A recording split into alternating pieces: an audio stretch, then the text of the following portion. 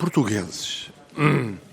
Pela primeira vez em democracia, um primeiro-ministro em funções ficou a saber, no âmbito de diligências relativas à investigação em curso, respeitando a terceiros, uns seus colaboradores, outros não, que ia ser objeto de processo autónomo a correr sob a jurisdição do Supremo Tribunal de Justiça.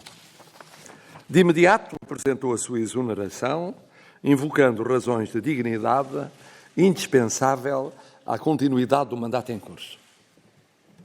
Antes do mais, quero sublinhar a elevação do gesto e da respectiva comunicação aos portugueses. Quero também testemunhar o serviço à causa pública durante décadas, em particular nos longos e exigentíssimos anos de saída do déficit excessivo, saneamento da banca, pandemia, guerras na Ucrânia e no Médio Oriente, na chefia do Governo de Portugal. Agradeço ainda a disponibilidade para assegurar as funções até à substituição nos termos constitucionais. Espero que o tempo, mais depressa do que devagar, permita esclarecer o sucedido, no respeito da presunção da inocência, da salvaguarda do bom nome, da afirmação da justiça e do reforço do Estado de Direito Democrático. Portugueses, chamado a decidir sobre o cenário criado pela demissão do Governo, consequência da exoneração do Primeiro-Ministro, optei pela dissolução da Assembleia da República e a marcação de eleições em 10 de março de 2024. Filo, depois de ouvir os partidos com assento parlamentar e o Conselho de Estado, como impunha a Constituição. Os primeiros claramente favoráveis, o segundo com empate e, portanto, não favorável à dissolução. Situação, aliás, que já ocorrera no passado com outros chefes de Estado. Filo, portanto, por decisão própria, no exercício de um poder conferido pela Constituição da República Portuguesa. E filo por inúmeras razões. A primeira, a natureza do voto nas eleições de 2022. Personalizado no Primeiro-Ministro, com base na sua própria liderança, candidatura, campanha eleitoral e esmagadora vitória. Assim o disse logo em 30 de março do ano passado, no discurso de posse do Governo, ao falar em eventual substituição a meio do caminho, sublinhando o preço das grandes vitórias inevitavelmente pessoais e intencionalmente personalizadas. Segunda, a fraqueza da formação de novo governo com a mesma maioria, mas com qualquer outro primeiro-ministro. Para tanto, não legitimado política e pessoalmente pelo voto popular. Terceira, o risco, já verificado no passado, de essa fraqueza redundar num mero adiamento da dissolução para pior momento, com situação mais crítica e desfecho mais imprevisível.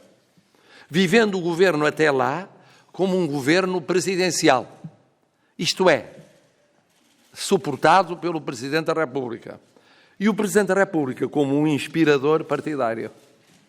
Tudo enfraquecendo o papel presidencial num período sensível em que ele deve ser, sobretudo, uma referência interna e externa. Quarta, a garantia da indispensável estabilidade económica e social que é dada pela prévia votação do Orçamento de Estado para 24, antes mesmo de ser formalizada a exoneração do atual Primeiro-Ministro em inícios de dezembro.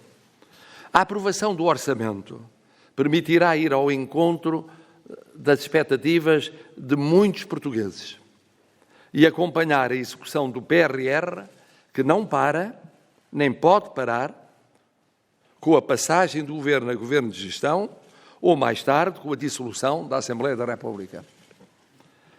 Quinta, maior clareza e mais vigoroso rumo para superar um vazio inesperado, que surpreendeu e perturbou tantos portugueses, afeiçoados, que se encontravam aos 8 anos de liderança governativa ininterrupta.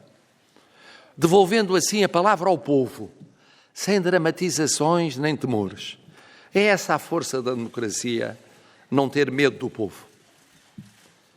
Portugueses, tentei encurtar o mais possível o tempo desta decisão, tal como o da dissolução e convocação das eleições. E se não foi possível torná-lo mais breve, isso tem a ver com o processo de substituição na liderança do partido do governo, como aconteceu no passado.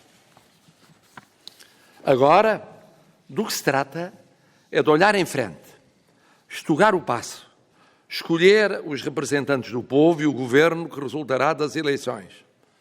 Um governo que procura assegurar a estabilidade e o progresso económico, social e cultural em liberdade, pluralismo e democracia.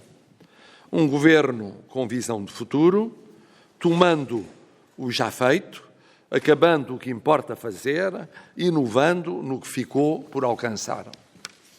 Como sempre, portugueses, confio em vós, no vosso patriotismo, no vosso espírito democrático, na vossa experiência, no vosso bom senso, na vossa liberdade. Como sempre, sois vós, e só vós, a certeza decisiva do futuro do nosso Portugal.